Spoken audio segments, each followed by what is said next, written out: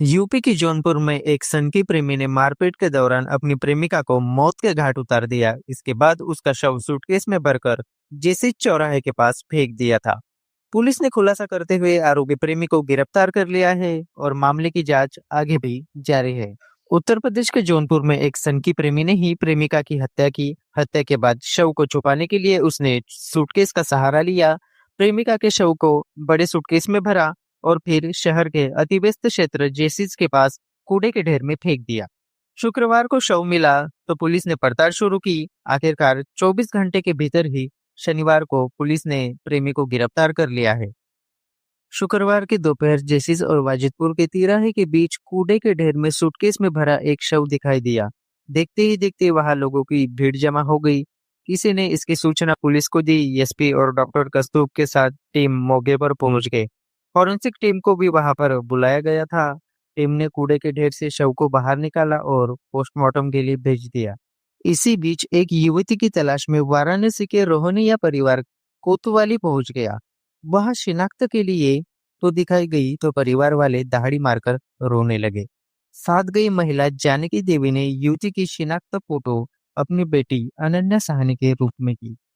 वाराणसी के रोहनिया थाना अंतर्गत मोडादेव टिकरी निवासी अनन्या साहनी जौनपुर नगर के एक शॉपिंग मॉल में काम करती थी।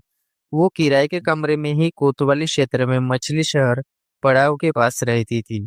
अनन्या का अपने पड़ोसी विशाल साहनी से कई साल पुराना प्रेम प्रसंग चल रहा था।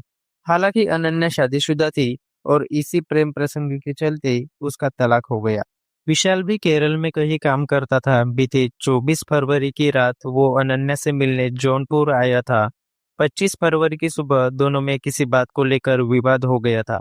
सुबह अनन्या और विशाल में तू मैं हो गई और उसके बाद मारपीट शुरू हो गई। मारपीट के दौरान ही विशाल ने भारी भरकम बल्टे से अनन्या के सर पर प्रहार किया। बल्टे की मार लगते ही अनन्या वही धराशायी हो गई। अनन्या के गिरते ही विशाल घबरा गया। उसने कमरे में ही रखे एक बड़े से सूटकेस में अनन्या के हाथ पर बांधकर उसे सूटकेस में भर लिया।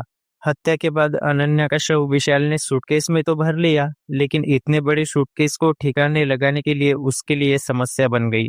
कुछ न सूझा तो विशाल ने एक ई रिक्शा पर सूटकेस को लादा और जाकर जेसी चौराहे के पास कूड़े के ढेर में नीचे फेंक दिया। 25 फरवरी से बंद हुआ फोन तो परेशान हुए परिजन। विशाल ने अनन्या की हत्या सुबह करीब 10 बजे उसके कमरे पर ही कर दी थी। इसके पहले करीब 9 बजे अनन्या ने मोबाइल फोन पर अपने परिवार वालों से बात की थी। इसके बाद अनन्या का फोन बंद हो गया। लगातार फोन बंद मिलने के बाद अनन्या का परिवार घबरा गया। 28 फरवरी को ही अनहोनी की आशंका लिए अनन्या का परिवार कोतवाली पहुंच गया। वहां जब अनन्या के बारे में बताया तो पुलिस ने दोपहर में मिले शव की शिनाख्त करवाई और वो शव अनन्या का ही निकला। हत्या के बाद विशाल वाराणसी चला गया। वहां उसने मुंडन कराया और गंगा स्नान किया। 1 मार्च को ही उसे केरल निकल जाना था, लेकिन सर्विलांस की मदद से पुलिस ने उसे गिरफ्तार कर लिया।